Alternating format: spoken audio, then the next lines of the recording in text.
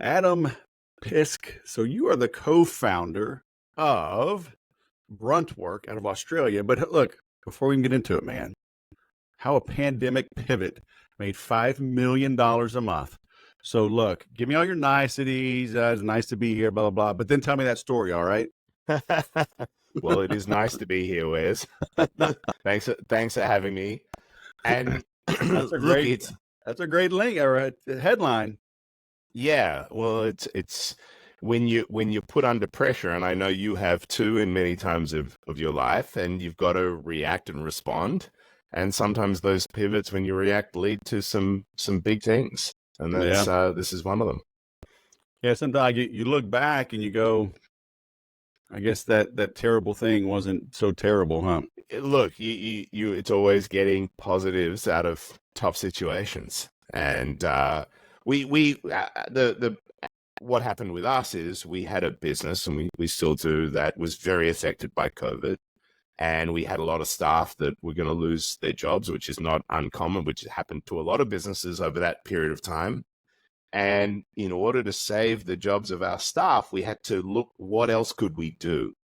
And outsourcing was the solution that could save their jobs. And then we determined we were very good at it. We had a lot of experience in it ourselves, but then we found we were very good at doing it for other people. And then it just took off. And global employment outsourcing became something through COVID that businesses that never would have looked at it before now really understood. And that really then fueled the growth very quickly. So what were you doing before COVID that made the pivot? Was it still outsourcing, but like on site versus remote, or was it just a totally different shift?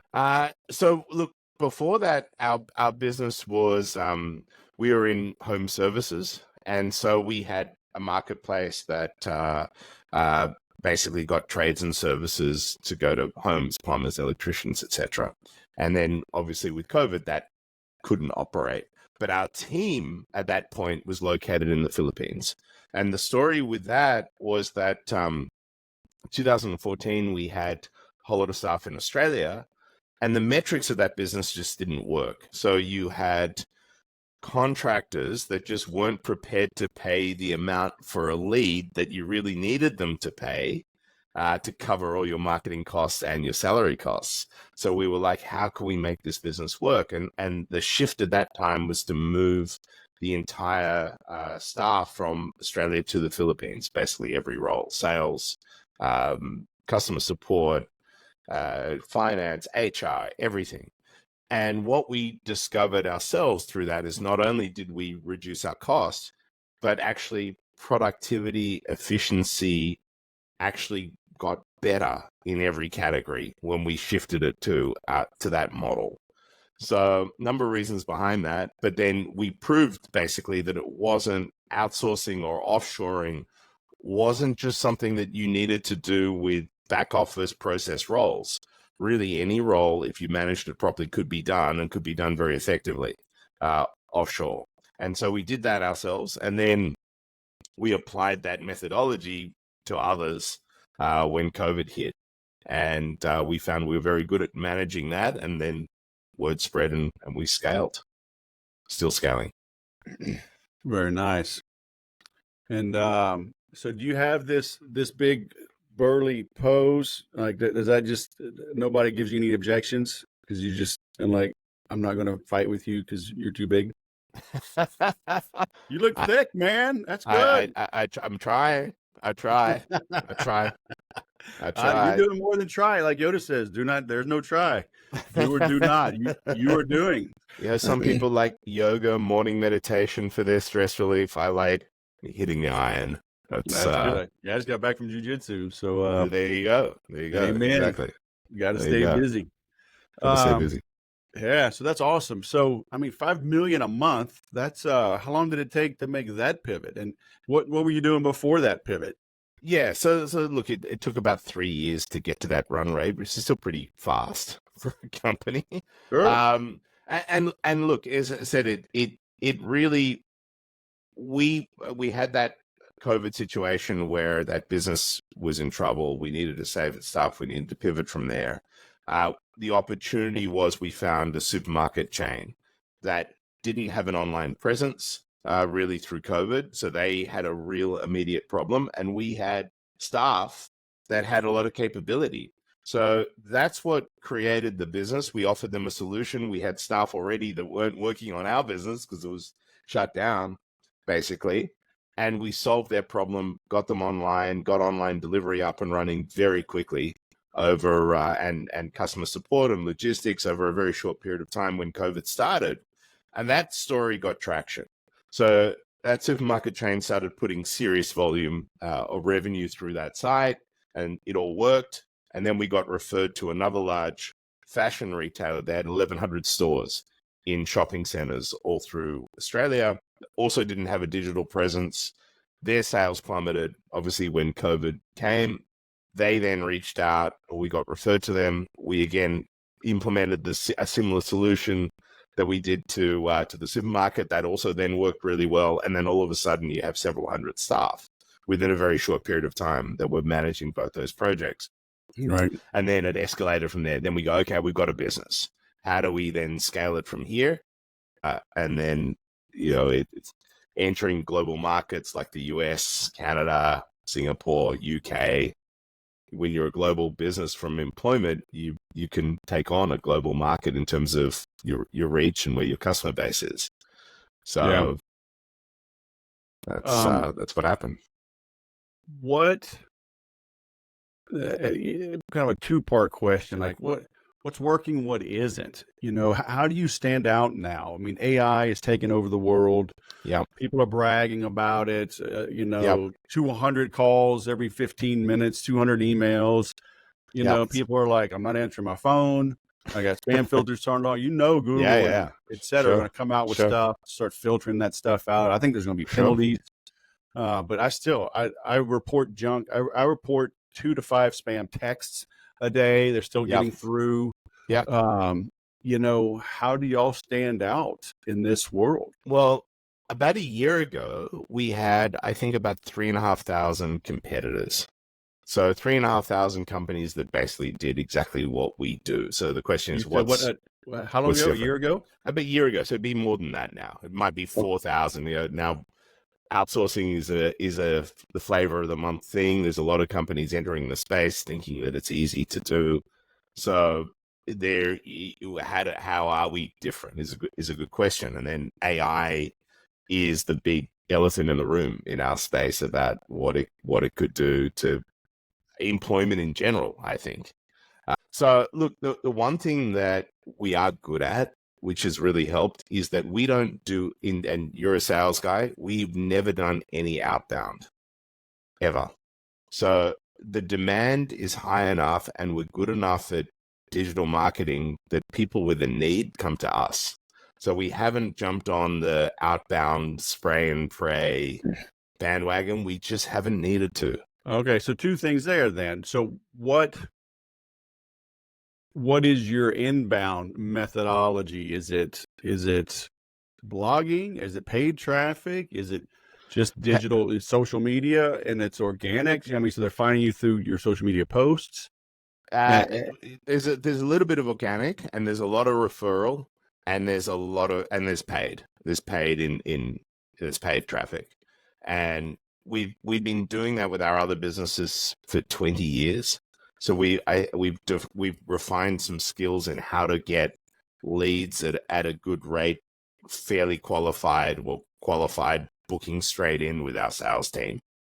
And because of that, the cost of acquisition versus the cost of conversion, it works very well in that sense. Far better than getting someone on the phone and doing 300 cold calls, or utilizing an AI technology like what you said, which I think, AI, and we use a lot of AI internally in terms of our processes. We use it to supercharge the capability of our agents, and we see that as a real benefit. So AI makes someone who was able to do 8 discovery calls a day because they had to do a whole lot of follow-up. The AI helps with the follow-up so they can do 12 discovery calls a day. that's sort of the way that we're utilizing it. We're utilizing it a lot on our internal processes, our recruiting. We're hiring 400 people a month at the moment, just to give you a sense of scale, right? This month might be is probably higher.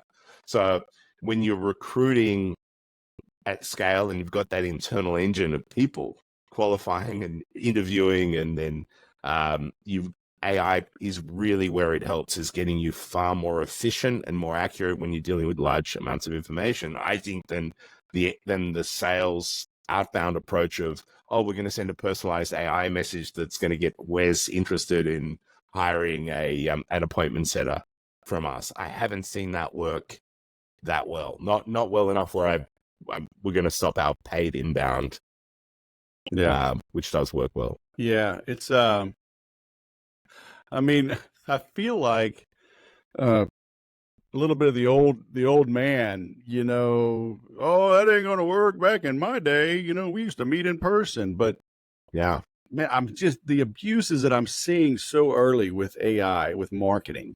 Yeah. A friend of mine that I respect, I've had him on the podcast, a very successful commercial real estate guy. He posted a week or so ago on LinkedIn that their new organically created AI agent, made 225 calls and sent 225 emails in 15 minutes. And somebody, one of his friends, on that thread said, oh, I got a call from her today. And I'm like, why are you happy that you got a spam call from a robot? It's like, what do they call it? Like Stockholm syndrome, like they're falling in love with their captors. I don't want any of that. Well, look, I think there's a balance, is my view. Like, I agree with what you're saying in that context, but I think if I want to get hold of T-Mobile and I have to wait online for 30 minutes to speak to someone that probably doesn't know what they're talking about anyway, I'd rather chat to a bot that could answer a question quickly and give me a response. For sure. But I don't think I would be excited. And look, and this happens all the time because I get automated messages from friends. Right. Like on LinkedIn. And I'm like, dude, tweak this thing. Stop sending it. I'm not happy that I'm getting spam. Hi, Wes, this is just for you. And the reason that I know is because I have a dash in my name on LinkedIn. I put that in my first name. And it was kind of on accident that I discovered this. I used to have a little red phone icon. So now every time, so my name gets scraped. All of our names get shared and scraped. Yeah. But they don't clean up their lists. Yeah. So 90% of the emails and texts and messages that I get have, hi, Wes Dash. So I know they scraped it. I know it's not personal. Yeah. And so I'm not happy to get a spam email. Yeah. And the thing is, they burn a potential lead by doing that. Again, look, I'm always looking at better ways to and better technologies. I had a meeting with one a couple of nights ago which I got referred to as doing AI really well, but I'm not convinced by what I saw at being better than our current processes. And again, you lose an authenticity, which I don't want my brand to have. Like, I don't want the 300 generic, well, it's generic but personalized in the AI. And I said, you can tell it is. And when you've worked enough with AI, you can tell when something's AI still. It's still not to the point where it's at that level that it's got that authenticity. I don't feel it's there yet. Particularly from a sales perspective. So we're utilizing, our sales team utilizes a lot in terms of QA. So we have an AI QA, which works really well, which listens to our sales calls, which scores us, which gives us recommendations to our sales agents on how to improve on sales. That's a way AI, I think, is really useful. Helps us with our emails and what points of that call could be useful to go back to the client with. There's a lot of AI generation in that. And there's a lot of AI generation in, if I had a call with you, Wes, and you need an appointment setter, and I understand about your business, AI will look at companies that we've helped like you, what type of role and people have worked really well in terms of that data, and then shortlisted me 3 candidates that I think will be great. That's Yep. where I think AI has a lot of power in terms of creating efficiencies and that type of insight. Replacing people in conversation, I agree. I think is almost like icky. And I think the world is going to go into a dangerous place if those type of roles get replaced. It's not just the outsourced world; it's everyone. Like, why not have an AI podcast? Yeah. And where's AI? And that's where things will head. Yeah. And, I've seen some benefits it's probably 6 months ago, somebody brought up about like therapy. Yeah, And I was like, damn, that was pretty good. I started looking that up, and it's like, you can type in some crazy questions, concerns, and, you can get the best minds in the history of psychiatry and psychology counseling you. So if you're a go-getter, right, and can apply what this robot's telling you, uh, it was fantastic. But I'm still a big believer that people pay for experiences and exclusivity, and it's still humans that can create that. And so, yes, the AI can help, and I love what you're doing, like teeing it up, analyzing it. I'm recording this on Riverside, right? As soon as we're done, this thing transcribes it, gives me potential headlines, gives me takeaways, a summary.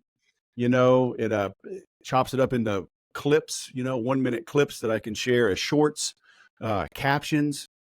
So um, 2 years ago, people, even now, people were charging thousands of dollars to do, 5 or 6 of these a month, and I get it for $20 a month. So, I'm all for technology, but we can't forget there's a human at the other end of the screen, right? And I think it was Seth Godin. He talked about marketers ruin everything. So, yeah. I kudos think for it's a not slippery. ruining everything. Yeah, it's a slippery slope. And again, it changes. Look, AI is always improving, and the Sure. scary thing is it could get to a point where it's as good. But again, it's a question of what does the world look like when that happens, and is that a world we really want, where AI is just better at everything, and therefore, you can go down a whole rabbit hole on that. But I haven't seen it yet, and Right. therefore, we've limited our AI not to our sales interactions. You go to our website, you book in for a discovery call, you're talking to a human, and I haven't seen anything that will change that for a while. That's the Yeah. process we'll do. So 400 people a month. Yeah. How do you find 400 a month? How do you screen 400 a month? How do you Yeah. onboard them? That's amazing. You have a large team, and you have some very smart technology, and you have a global workforce. So for us, we're based in Colombia and the Philippines. We have staff in Kenya. We have a few in Mexico. We have some in Eastern Europe. But predominantly Colombia and Philippines is where the majority of our staff are from, and there's large workforce educated populations there that want to work for good companies, and so it's a matter of attracting them to our brand. It's you're marketing to clients who need outsourced solutions, and we're marketing to people who want to work for us in those countries as well. So, and then it's again, AI really helps, but at the end of the day, AI can give us an indication on someone's strengths and weaknesses, but it comes down to also interviewing and checking, etc. And so we have well over 100 recruiters going through that process to hire 400 people a month. There's a between recruiters and what we call sources, there's about 100 people involved in that process, let alone everyone else in sales and back office. But it's involved. And when in terms of employment, it's not like you're selling a product, you're selling a person. And that's someone could be packaged in a certain way, doesn't mean they're going to end up in a certain way. So you've got Right. all those challenges of someone needs someone with this skill set, they all interview well, they look good on paper, and then after 1 week, it's not quite the right fit culturally, and then it's again a matter of what do we do, replacing those roles. Yeah. So yeah, there's a lot of moving parts. Yeah. Well, kudos for making that work. And it's cool. I mean, that y'all are so truly global, not just, oh, we have one guy in Australia and everybody else is in the Philippines. I mean, y'all are y'all are global. Yeah, well, we need to be with the demand. I mean, again, there's a large demand, and the chat. What's really spurring it on is US at the moment, US, Australia.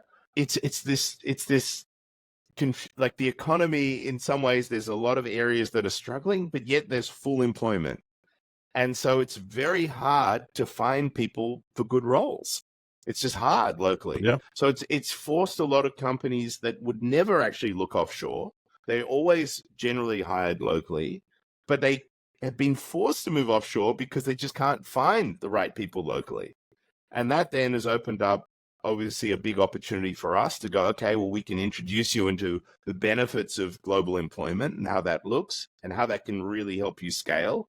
And it's not that we're saying take away local jobs. We're saying bringing on global employment will help you scale faster, and that will help empower the people that you've got locally as well, and also make sure that the things that they can be doing higher end roles rather than tasks that you can get someone at $4, $5 an hour to do. So Yeah. that's sort of that's one of the reasons why it's been there's been such a demand. Is finding good people locally is so hard now. Yeah. Well, so I'm looking at your LinkedIn profile, and one of the headlines here, like, just says updated an hour ago, Google lays off 200 core staff. Right. So moving some roles to Mexico and India, reports CNBC. Yep. So even Google's doing it, and they're doing it, like it says, latest series of layoffs come after the parent company's fastest pace of growth in more than 2 years.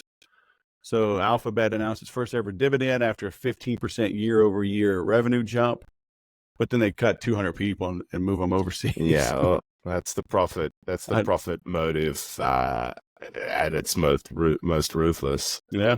I mean, again, that's large enterprise doing it probably for not the right reason. Most of our clients are small, medium businesses. We do have some enterprise clients as well, but the majority of our clients are small, medium businesses that just need help. And it's the founder, the owner, the president who's doing a whole lot of work that means he's working at till midnight or weekends and just needs someone to give them a hand and they can't find that part-time or that skill level locally to give them that life back. That's the majority of clients that we have. It's not the Google, cost saving from here to here. It's really giving people the help. So then that person, that owner, founder, can get some of their life back and can just get that help at an affordable rate.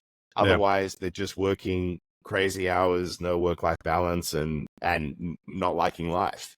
So that's more our target market than a Google going, I just want to be ruthless. Sure. Which is where we sort of focus. Yeah, I like your under your pricing. I like that you get 3 drop downs. So select your category. Real estate, medical, admin, customer support. What does your business need? And then based on category 1, then customer support, voice, non-voice, et cetera. And I mean, it was just part-time or full-time, boom, boom, boom, and bam, here we go. So pretty straightforward, and I mean, much more affordable than I thought it would be. So, this is cool. Yeah, I mean, it's affordable in terms of what's happened. I mean, inflation in the US and wage pressure. This is what I was saying, to get someone even to do a minimum type of role in the US now is a lot of money. Australia too, minimum wage, I think, is $25 an hour now. So that's a lot of money to pay, and the reason why people don't bring on staff to do those type of roles, because it just doesn't make sense anymore. It's like now in the US, you want to buy a coffee, we've got to pay your barista $35 an hour, and your other food costs you're paying $7 for a coffee, which That's is what crazy. I did when I went through Miami, I think a few months ago. But Yeah. anyway, the point is that in the developing world, sure, there are inflationary pressures, but the cost of living is just so different. And so on those type of rates that we have, that $4 to $8 an hour rate range, and we pay our staff 20% above market on that. And we do that because we don't want them to leave. In the developing world, the biggest reason why staff leave is because they can get 50 cents more an hour somewhere else. And that's enough in terms of the difference of their lifestyle to leave from you to go and work for someone else. Right. We don't want that as a factor. So we pay 20% above market, which is still way lower. That's still at $4 to $8 price range for the majority of our roles. And then it's a great life for someone in the Philippines or Colombia. It's they've got a car, they've got a house, they got food to feed their extended family, they got internet, they got air conditioning. They have a good life because the whole cost of living is so much lower. So everyone's happy. The US company gets the help that they need that they can't find locally and at an affordable rate with someone that's university educated and smart and can speak fluent English, in Colombia, English and Spanish. And at the same time, the person in Colombia or the Philippines has a great life and earns plenty of money. So, I think I had lost you there for a second. Is Colombia, is it just as affordable as the Philippines? It's a little bit more expensive. It's a little bit more expensive, but it's the thing is in the Philippines, you have staff working through the night to work with US time zone. Yeah. Whilst with Colombia, it's in the day. So in the Philippines, you have to pay what's called the 10% loading anyway on Philippine rates to have them work through the night. So the difference in rates between Philippines and Colombia is not that much because they're working in the day in Colombia. Well, they're working at night in Philippines. So there is a difference. It's still around 10% in most roles, more expensive in Colombia, but still that's off a pretty low base. So it's still very, very affordable. Yeah. And then are your clients, is it an even breakdown between voice support versus non, or is it more technical behind the scenes, and voice is rarer? To give you a sense, we have about 1,500 companies we support globally in every type of industry that you could think of, at about 180 different types of roles. So we have engineers, we have architects, we have interior designers, we have draftspeople, software engineers, obviously customer support, mortgage broking, and everything, and obviously sales and back office roles too. So it's really varied. We don't say we specialize in one thing necessarily or the other. We do a lot in the medical space too, in medical billing and medical reception roles. Mm-hmm. We have doctors that work with us at analyzing, helping doctors in terms of reviews and medical reviews as second opinions, etc. And so there's a lot of ways that you can use global employment. So for us, probably the split is most of our roles would communicate verbally to a client in some way. They all speak English, whether they're a back office role or not. They would all speak fluent English. Even at the lowest dollar roles that we have, they're all university educated and speak English. That's a minimum requirement for us. Well, so I guess I should, and that's fine. I mean, I've had overseas assistants for a long, long time, and we rarely spoke. So I was meaning more like, speaking to prospects, outbound from call, a sales perspective, answering phones versus just doing Google AdWords or SEO, things, medical billing, where they don't have to speak to customers. Yeah. So from a sales perspective, sales is a big part of what we do, and there's degrees. So you've got appointment setting. An appointment setting B2C or B2B is quite varied in terms of if I'm calling for a real estate agent and I'm trying to get people to sell their homes, or I'm trying to get lead generation in that sense as an appointment setter. That's high volume, pretty standard script in terms of capability versus if I'm selling enterprise software to a large Fortune 500 company trying to get appointments. And you can get both, right? You can get both. You can also get end-to-end sales. You get what you pay for, though. Yeah. So someone at average pricing for a B2C type of appointment setter is about $6.50 an hour. But if I needed to set appointments with Google, you're at the $10, $12 an hour rate range. You basically double that, but still a lot less than you would get. And the quality, the experience, and the voice and how to navigate gatekeepers, etc. And the experience is obviously going to be different too. But you get what you pay for, and there's a range in that sense. So do you show up with scripts and strategy like to help? So say I hire you, and like right now, like I want to do more keynote speaking.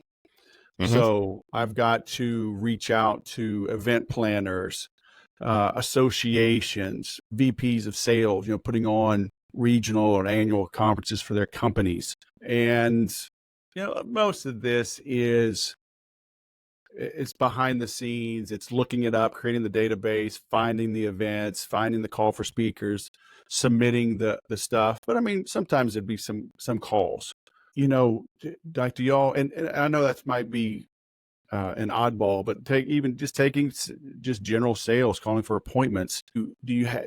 Can you consult with the company? Because most people that I see, they're terrible on the phone. They're terrible communicators, terrible scripts, terrible voicemails. Everything's terrible. So do you help them get better, or is it just, hey, here's a very good human, tell them what you want and they'll go do it? So, from a sales perspective, you're absolutely right with what you've said there. Sales, outbound selling does not work if a company does not have an existing process that has already worked. So for us, it's not that because we do it at so much scale, to actually consult to companies and put in sales strategies, there's too much difference between each company to then say, oh, here's a playbook that works. Yeah. And it'd be too involved for us to do it at that level. Right. What we say to companies, and we turn down more sales roles than we take on. And the reason that we do that is that we recruit for free. Doesn't cost you anything to get an appointment setter from us. We recruit, we interview, we work with you on finding the right person, and then you only pay for hours worked, right? So the risk on us, if it doesn't work, is actually much higher than you in the beginning. So if we don't think the sales campaign or the outbound campaign is going to succeed, it's going to cost us more money than the client. So for us, one of the qualifiers is, I would say, Wes, like, do you have, like, in terms of, we can get you someone who's very experienced in appointment setting, who knows the landscape, who knows events, who's had that background. Outsourcing is very good when they've got something to copy. It's not that good when we've got to come in and invent the process. So Wes, I'll get you someone, they need to shadow you. You need to show them what to do, and then they'll do it, as well as you will, or maybe not as well as you do. You're the owner, but they can get to 80% as well as you can. At $7 an hour, you're going to see an ROI on that. But if you go, hey, this is what I want, but I've got no idea how to do it, outsourcing is going to fail in that sense. And even companies that say, we will consult with you on that, I think every business is so nuanced. They need a Wes. They need to go to Wes and go, Wes, hey, I need help consulting. I need a playbook. I need a strategy on how to do this. And then I'm going to get Bruntwork to provide me stuff and then scale it out.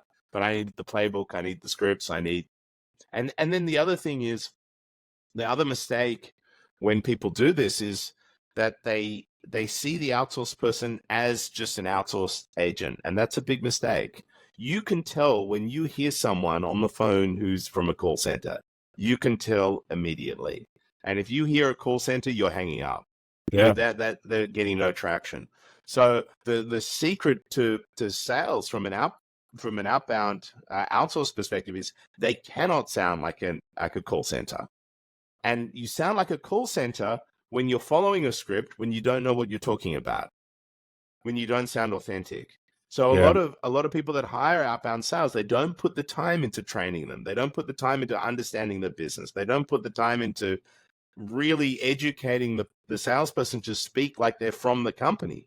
And they just treat with them, oh, you're John from the Philippines and go and get me appointments. Go out and do it. And that fails because John doesn't know what he's talking about. And you can tell, Wes, when you get hit up from a call center immediately. Yeah. And that then reduces the brand authenticity. And you're very unlikely then to ever deal with that company. So I hate it because you hear the pause.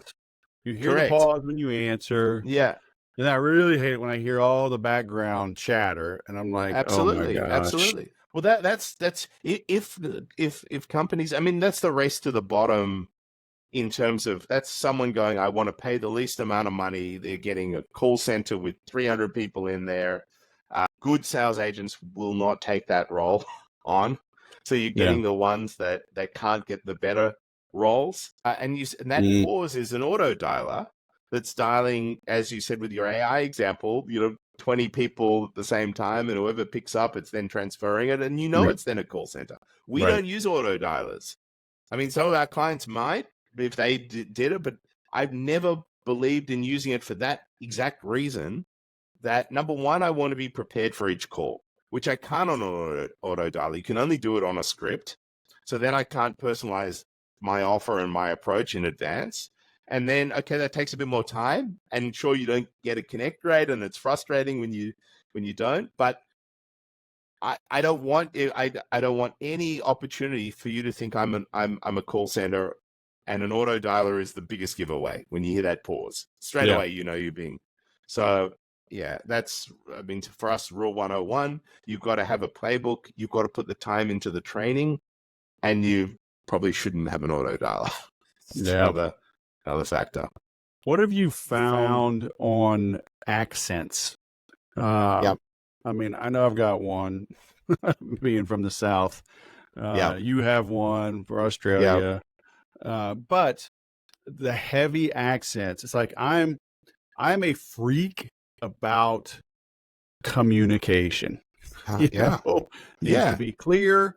I need to understand. Don't speak too quickly. Don't speak too softly, and when I hear like the really strong accent, it turns me off, because it feels impersonal. I'm like, okay, you got somebody overseas calling me.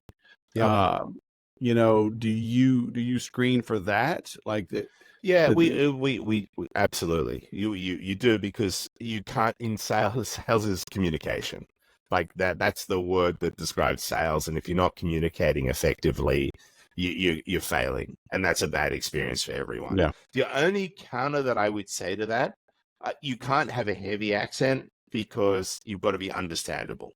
A slight accent, the US, Australia, UK, there's people from all nationalities that live there.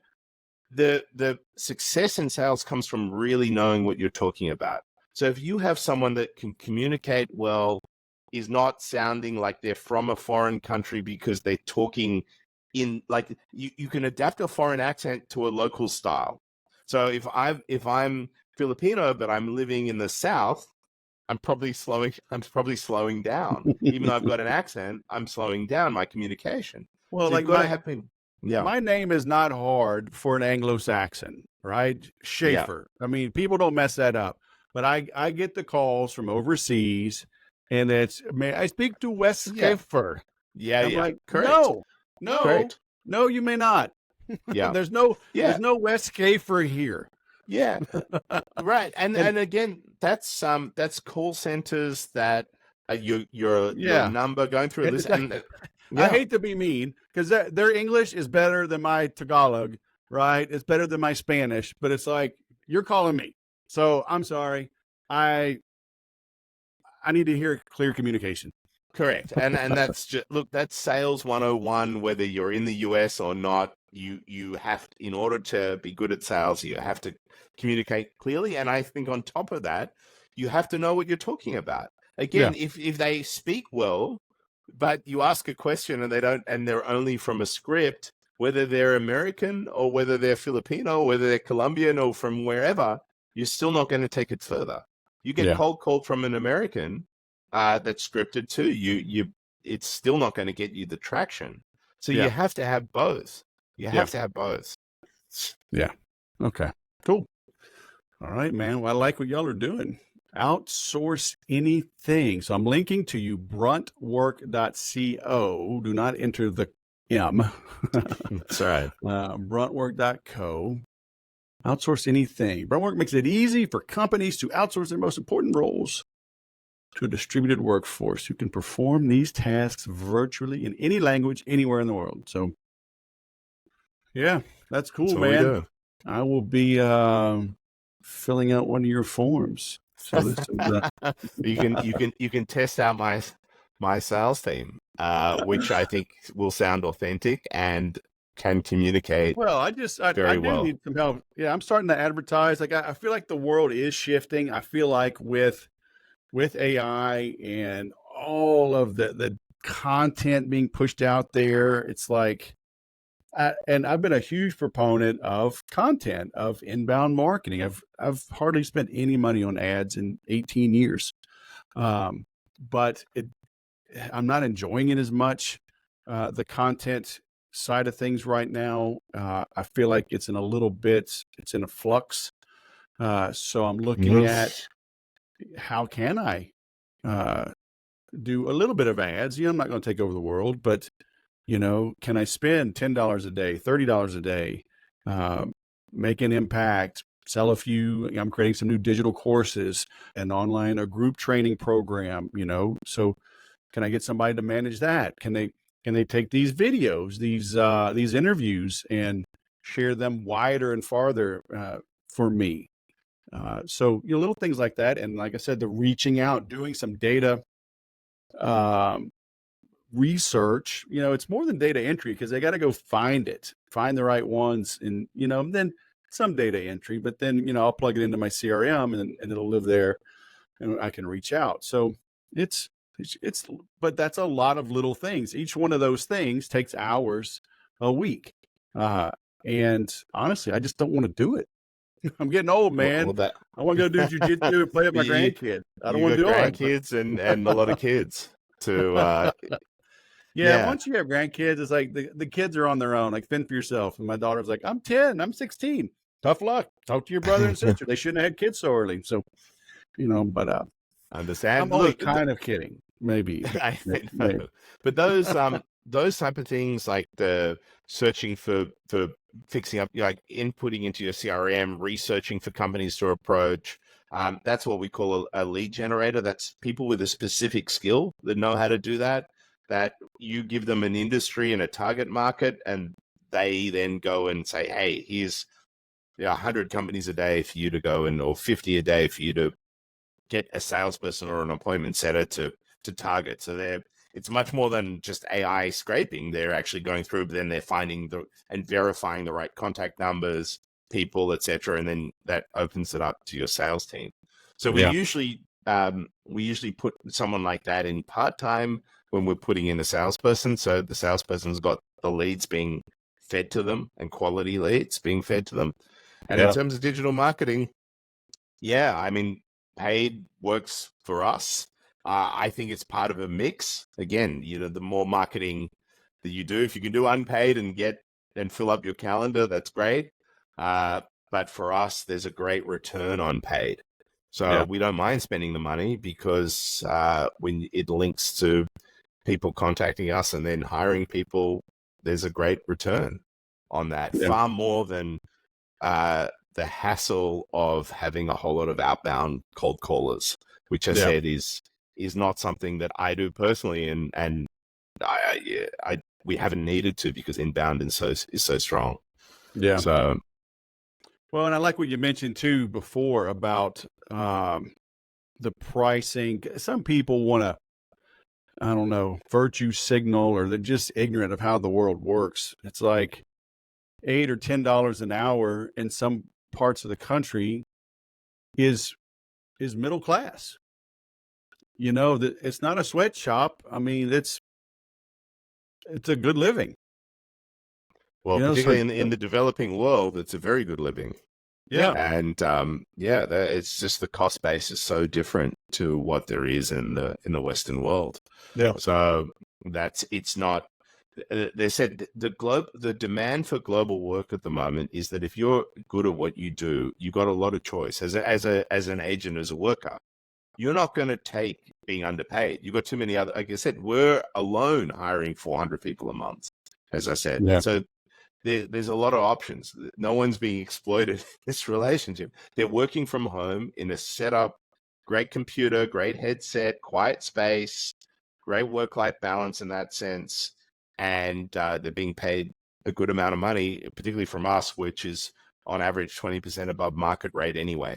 So everyone wins. The US company gets someone who wants to do that type of job and is grateful for it, and is being paid well. And the other agent's getting a great lifestyle and living from a company in the US that hopefully is looking after them. yeah. So it works well. Yeah, I mean, for the most part, the people I've hired, I've kept for many, many years. Yeah, well, right. And one of the very first one I hired was a referral. A friend of mine had been working with her, and his business changed, so I took her on, and she had full access to everything. She was an admin on everything. People are like, "Oh, how do you trust them?" I'm like, I've been ripped off more by friends than any VA I've ever hired. She paid herself, right? I'm like, Anna, submit the invoice and then log in and pay yourself. I mean, I had all the notifications, right? So my wife does the bookkeeping. So, but she had access to my GoDaddy. She could buy domains for me. She was an admin on everything. And people are like, what? They live in fear. Yeah, they live in fear. I would say don't do that from day one. No, I didn't. But over time, she worked with me for so long, and she had an old PC, and it was starting to cause issues. And I just bought. I'm like, what do you want? She said, an iMac, and they had one, where she had an Apple store where she lived. I'm like, tell me which one you want. We spec'd it out. I go pick it up. I bought it for her, and but she'd been with me for 5 or 6 years at that point. Sure. And it was a selfish gift, right? Because it's like, now she has a fast machine. She can work for me more efficiently, But I paid her well, though. I mean, from the beginning, I thought she asked a little bit much, because even like 12 years ago, she wanted $800 a month. Okay. And I thought it was a little high, but she was referred, came highly recommended. She hit the ground running, and I mean, look, compared to paying somebody in California, it was a drop in the bucket. Exactly. Yeah. And the thing is then, and that's the way to look at it. Well, it's not so much, it's you didn't have to change her. You could give her access and have that level of trust, and you're not rehiring. So you're not retraining. So like, and compared to anything else, it's still a drop in the bucket. So it sounded like it sounded like you had a good experience. And the difference as well with the way you explained it is you treated her like part of your team and not just an outsourced person, part of something else. Like, you treated her as part of the company. And that's the other thing that if you do, like if you're hiring salespeople, if you're hiring any role, if you don't treat them as, oh, you're the outsourced person sitting in the Philippines, you treat them as you're now part of the company. Yeah. And that's the way. Yeah. I mean, and I don't remember exactly, but I mean, it's been probably at least 12 years. And I mean, just last fall, I made a switch from HubSpot, and I brought her on for a 45-day project because I knew she had the ability. I mean, we stayed in touch, and seen kids get married and stuff, and so we were friends Fantastic. on Facebook. We've stayed in touch. So, like I said, I That's a great still story. call on her from once a year, once every 2 years. If I got like a heavy lift on something, I know she can do it. So good stuff.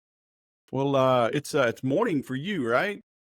It's morning for me, almost 8 a.m. Oh, so you got on early here. All right. It was meant to be earlier. I But know. I was no, trying to let you I'm sleep an in early. 30 minutes. No, I'm an early riser.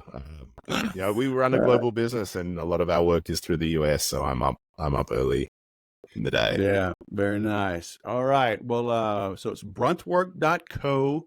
I'm linking to you in the show notes, linking to your LinkedIn profile. So, Adam Pisk, thanks for taking the time to come on the show. Thanks, Wes. Thanks for having me. It's been great. Appreciate it. All right, man. Well, have a great day. You too.